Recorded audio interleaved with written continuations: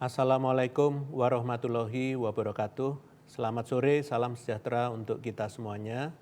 Hari ini saya akan menyampaikan perkembangan penanganan COVID-19 di Indonesia.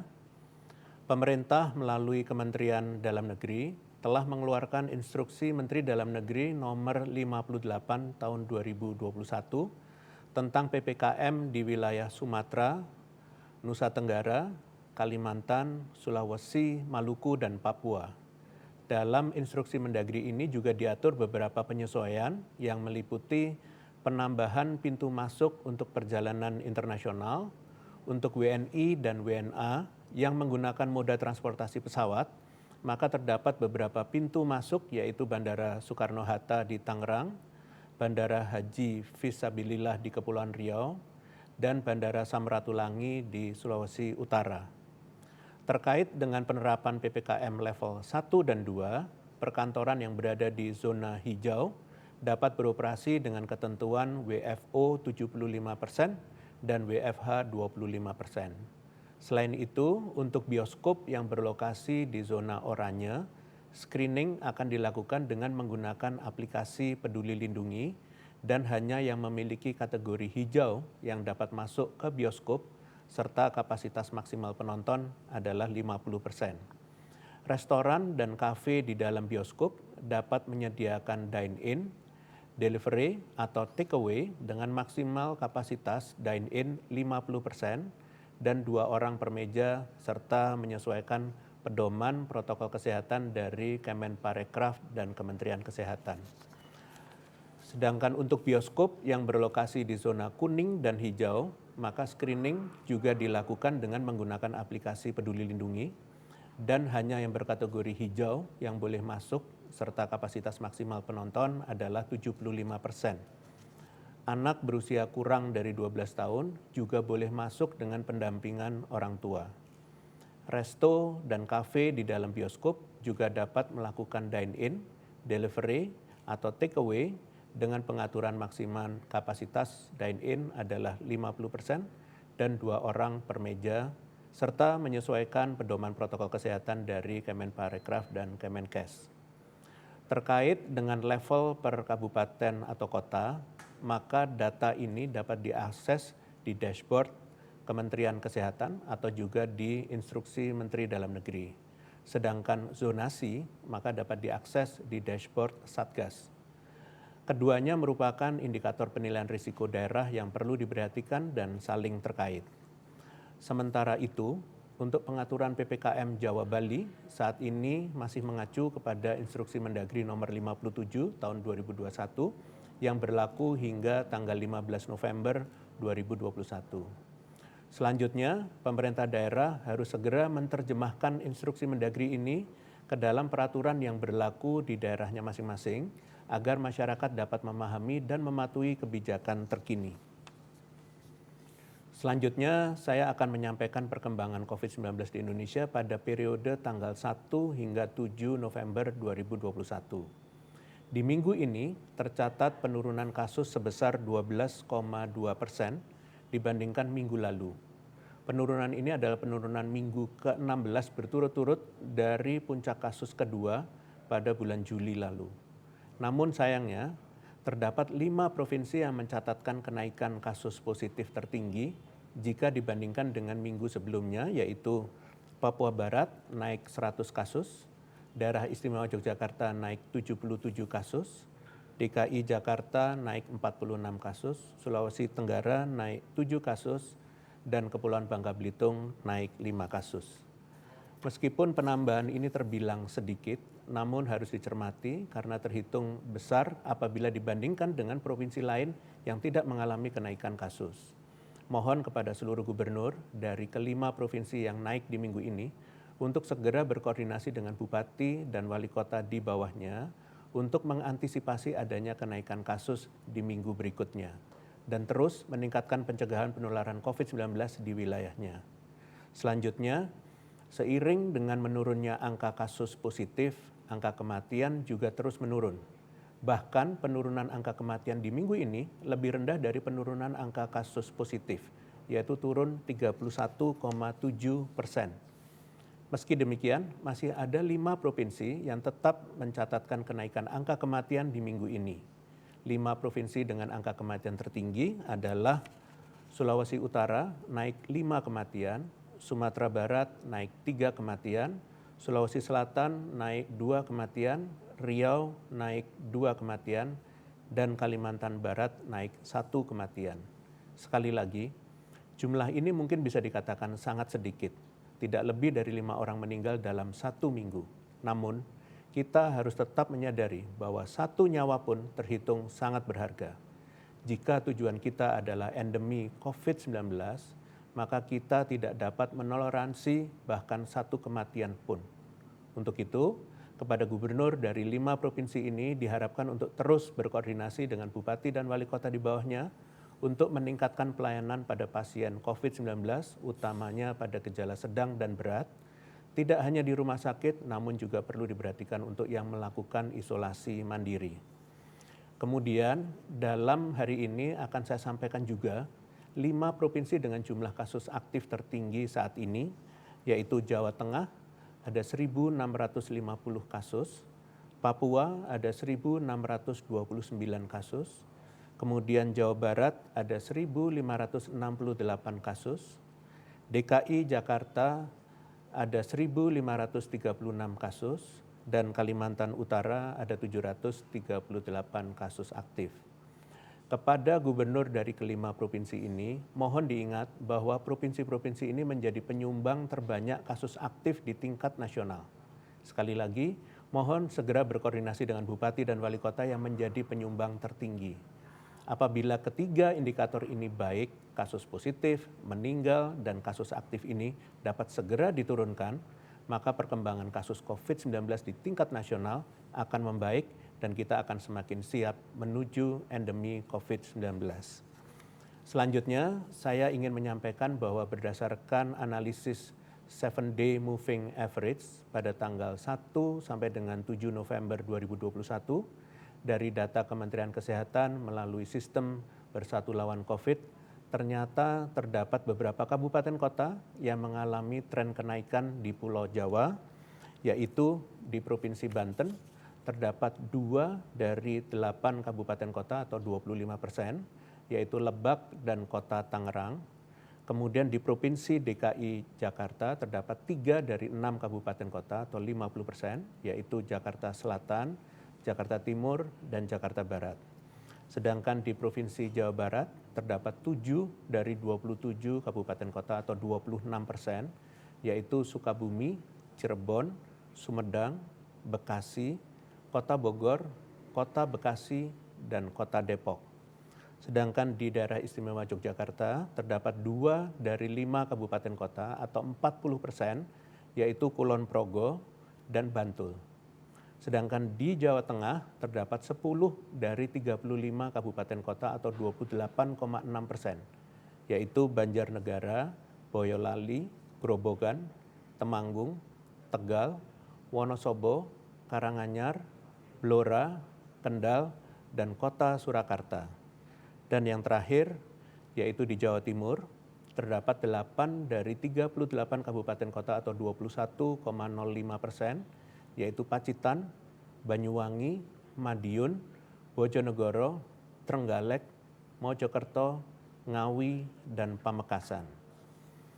Dari persebaran tersebut, maka terlihat bahwa penyumbang terbesar kabupaten kota yang meningkat berasal dari Jawa Tengah, yaitu memiliki 10 kabupaten kota yang mengalami tren kenaikan kasus. Tren rata-rata peningkatan kasus harian selama 7 hari atau 7-day moving average ini dapat digunakan untuk memantau perkembangan kasus dan melihat pola perkembangan kasus ke depan. Apabila kabupaten kota menunjukkan peningkatan, maka hal ini perlu diantisipasi.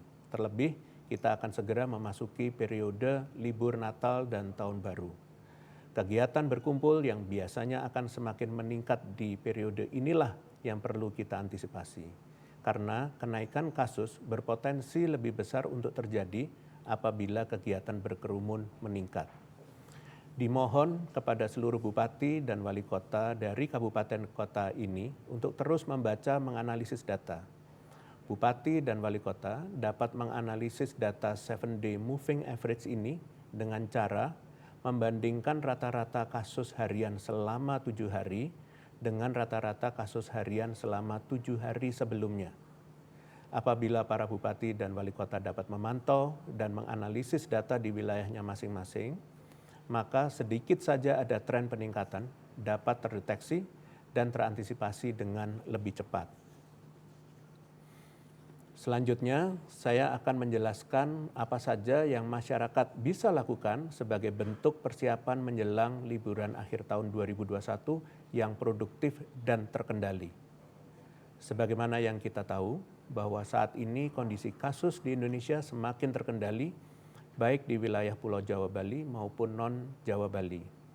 Pertanggal 8 November kemarin, tercatat hanya tersisa 0,23% orang yang positif COVID-19 secara nasional, dengan angka kematian harian sebesar 3,38% dan angka kesembuhan sebesar 96,93%. Untuk itu, saya ucapkan terima kasih kepada seluruh masyarakat, tenaga kesehatan, petugas di lapangan, dan pemerintah daerah yang sudah totalitas menjalankan perannya masing-masing dalam pengendalian COVID-19. Untuk itu, bijaknya kita menghargai pencapaian dengan tetap mempertahankan perkembangan kasus yang baik ini, bukan malah sebaliknya, bersikap lengah dan lalai sebagaimana yang juga disarankan oleh kementerian, lembaga, bahkan juga oleh DPR. Pada prinsipnya, dinamika kasus COVID-19 adalah suatu hal yang mutlak, namun kita sendirilah yang mampu mengarahkan dinamika ini ke arah yang lebih baik atau lebih buruk. Belajar dari pengalaman libur panjang selama 2 tahun terakhir, maka terlihat bahwa kelalaian protokol kesehatan atau kurang terkendalinya mobilitas dapat memicu lonjakan kasus. Untuk itu, perlu pemerintah sampaikan agar masyarakat bersiap-siap sejak dini menjelang periode libur Natal dan Tahun Baru, agar kita bisa mengantisipasi kesalahan yang sama terulang lagi. Perlu ditekankan bahwa pemerintah tidak melarang masyarakat menjalankan kegiatannya. Namun yang terpenting adalah aspek kehati-hatian di dalamnya. Menjalankan kegiatan yang produktif dan terkendali adalah cerminan nyata bagaimana seorang warga negara memanfaatkan haknya secara bertanggung jawab. Untuk itu, terdapat beberapa hal yang harus dilakukan oleh kita bersama untuk mencegah lonjakan kasus di awal tahun 2022, yaitu diantaranya yang pertama, menjalankan protokol kesehatan 3M secara komprehensif dan konsisten. Artinya, tidak terpisah-pisah menjalankan 3 poin protokol kesehatan, yaitu memakai masker, menjaga jarak, dan mencuci tangan. Ketiganya harus terintegrasi, mengingat satu dan upaya lainnya saling mengisi celah penularan COVID-19. Selain itu, yang terpenting adalah protokol kesehatan harus diterapkan dimanapun dan kapanpun dalam rangkaian kegiatan dan perjalanan. Kedua, menyegerakan vaksinasi COVID-19 sebagai tanggung jawab kita melindungi yang rentan.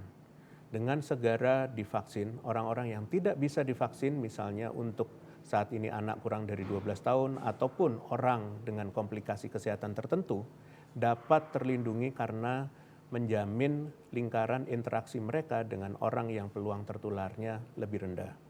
Yang ketiga, inisiatif melakukan testing atau pengobatan COVID-19. Jika merasakan gejala mirip COVID-19, harap masyarakat segera melakukan testing COVID-19 di fasilitas kesehatan terdekat. Hal ini bertujuan untuk mencegah penularan karena terdeteksi lebih cepat dan meningkatkan angka kesembuhan karena ditindaklanjuti lebih cepat pula. Kemudian yang keempat, menganalisis risiko penularan sebelum berkegiatan. Kita perlu memperhatikan sirkulasi udara dan durasi kegiatan di mana masyarakat dihimbau memilih kegiatan di luar ruang dengan durasi yang lebih singkat. Selain itu, masyarakat perlu mempertimbangkan urgensi untuk bepergian khususnya bagi mereka yang sedang merasa tidak dalam keadaan fit. Khususnya bagi orang yang merasakan gejala maupun kontak erat kasus COVID-19, untuk tidak melakukan aktivitas luar ruang dan perjalanan demi keamanan diri sendiri dan orang lain di sekitar kita.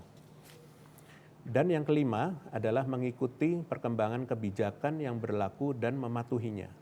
Dalam masa pandemi, masyarakat diminta untuk adaptif dengan penerapan gas rem yang ada melalui upaya terus mengikuti perkembangan kasus maupun kebijakan yang ada. Dibutuhkan kedisiplinan yang tinggi agar kebijakan dapat memberikan dampak yang signifikan dalam pengendalian COVID-19. Terakhir, saya ingin mengajak kita semua untuk menjadikan momen libur panjang sebagai tantangan kolektif, tantangan Indonesia untuk segera terbebas dari pandemi COVID-19. Melalui segala persiapan dan kerja keras untuk menerapkannya, maka kita bersama dapat mencegah lonjakan kasus atau gelombang kasus baru lainnya.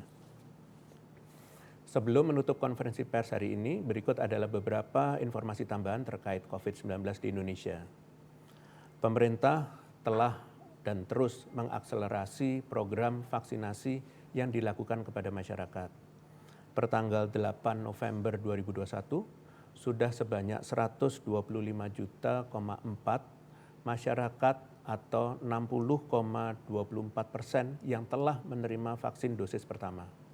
Dan 79,3 juta masyarakat atau 38,1% yang sudah menerima vaksin dosis lengkap.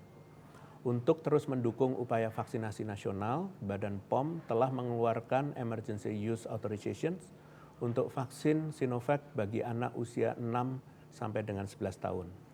Terkait dengan hal ini, Ikatan Dokter Anak Indonesia juga telah mengeluarkan rekomendasi pembaharuan terkait pemberian vaksin COVID-19 Sinovac pada anak usia 6 tahun ke atas. Rekomendasi terbaru ini dikeluarkan karena anak juga dapat tertular dan atau menularkan virus corona dari dan ke orang dewasa di sekitarnya walau tanpa gejala. Pemerintah terus meningkatkan cakupan vaksinasi ke depannya, termasuk untuk anak-anak, demi melindungi semua kalangan masyarakat dan mencapai cita-cita masyarakat yang produktif dan aman COVID-19. Selanjutnya, terkait dengan peraturan karantina pelaku perjalanan internasional, diberitahukan bahwa apabila pelaku perjalanan datang bersama dengan anak-anak yang belum divaksin, maka masa karantina yang berlaku untuk anak-anak tersebut adalah 5 hari atau berlaku sama dengan orang dewasa yang belum divaksin lengkap. Harap orang tua yang berencana masuk ke Indonesia bersama dengan anaknya yang belum divaksin untuk dapat memperhatikan aturan ini. Karantina 3 hari hanya berlaku untuk mereka yang sudah divaksin lengkap. Dan terakhir, kita perlu bersyukur atas pencapaian dari hasil kerja keras kita bersama. Penanganan COVID-19 di Indonesia terus mendapatkan pengakuan dari dunia internasional. Dalam peringkat yang disusun oleh Nikkei, Indonesia berada di peringkat 41, naik dari peringkat 54. Kenaikan ini juga menempatkan Indonesia di peringkat tertinggi di antara negara-negara ASEAN. Selain itu, pertanggal 3 November, seluruh provinsi di Indonesia berada di tingkat penularan komunitas level 1 berdasarkan penilaian dari WHO. Capaian ini perlu untuk dipertahankan melalui kolaborasi masyarakat dan pemerintah sehingga pandemi COVID-19 dapat terus terkendali dan ekonomi nasional dapat pulih dan tumbuh. Demikian konferensi pers hari ini. Saya lanjutkan dengan sesi tanya jawab media. Terima kasih. Terima kasih Prof. Pertanyaan pertama dari Febrian Republika dan irwantirto.id. Bagaimana Satgas merespon sudah masuknya varian Delta Plus atau AY42 di Malaysia dan Singapura? Apakah ada upaya khusus yang lebih ketat terhadap keluar masuknya orang-orang dari negara tersebut? Terima kasih. Terima kasih pada Republika dan tirto.id.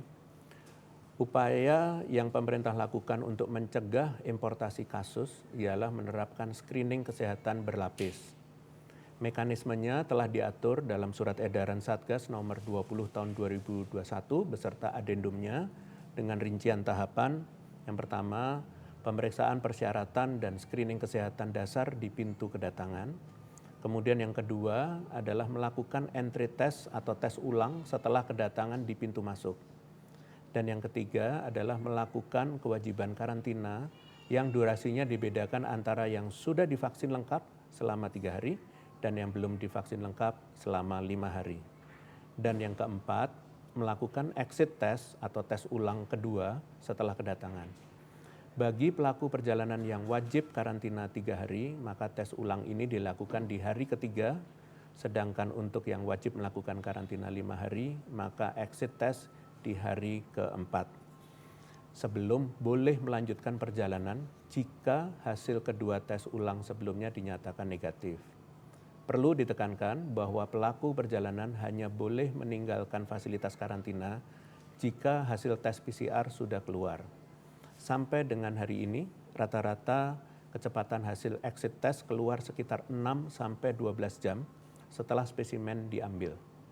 Komitmen pemerintah adalah mengusahakan agar hasil dapat keluar secepat mungkin. Terima kasih. Terima kasih Prof. Pertanyaan selanjutnya dari Ferdian Ananda, Media Indonesia. Vaksin apa yang akan menjadi kandidat untuk usia 3 tahun ke atas dan bagaimana pantauan KIPI dari uji klinis yang ada? Mohon penjelasannya. Terima kasih. Terima kasih pada Media Indonesia. Pada prinsipnya, sebelum bisa divaksinasi, setiap produksi vaksin harus mendapatkan EUA dari Badan POM. Untuk itu, mohon kepada seluruh masyarakat dan media untuk menunggu dan terus memantau pemberian EUA dari Badan POM pada setiap jenis vaksin dan target populasi spesifiknya. Terima kasih. Terima kasih Prof. Pertanyaan terakhir dari hendroberita1.com. Mengapa pemerintah mempertimbangkan opsi tes PCR untuk mengurangi mobilitas Natal dan Tahun Baru? Bukankah tes antigen bisa menjadi pilihan pertama dan apabila hasilnya reaktif baru berlanjut ke tes PCR? Terima kasih. Terima kasih berita1.com. Terkait keputusan kebijakan testing untuk persyaratan mobilitas menjelang Natal dan Tahun Baru, mohon menunggu keputusan selanjutnya yang akan diatur dalam surat edaran Satgas nantinya. Terima kasih atas pertanyaan media. Dengan demikian konferensi pers pada sore hari berakhir. Terima kasih, selamat sore. Wassalamualaikum warahmatullahi wabarakatuh.